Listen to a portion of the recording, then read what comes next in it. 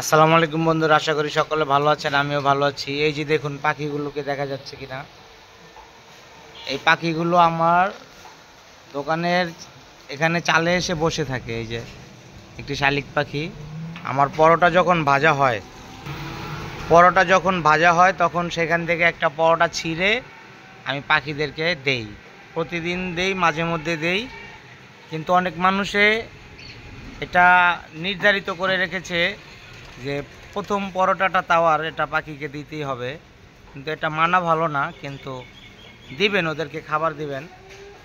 কারণ রিজিকের মালিক আল্লাহ। আল্লাহ তাআলা কার রিজিক কোথায় রেখেছে কেউ বলতে পারে না, কার হাতে কার রিজিক রেখেছে। আল্লাহ কাকে দিয়ে কাকে খাওয়াবেন তাও কেউ জানে না। তবে এটা মানা, যে নিয়ম কারণ হিসাবে মানা, সেটা হচ্ছে আমার হিসাবে সেটা বেদাত হবে, শিরিক হবে। আর আপনি এমনি খাওয়াবেন, দিনেও খাওয়াতে পারেন, রাতেও খাওয়াতে পারেন, আপনার খুশি। আল্লাহর হুকুম ছাড়া আপনি খাওয়াতে পারবেন না। এর কারণে আজকে ভিডিওটি করলাম। এই যে পাখিগুলো দেখুন বসে রয়েছে, আমি এখন পরোটা দেবো, তারা খাবে ইনশাল্লাহ।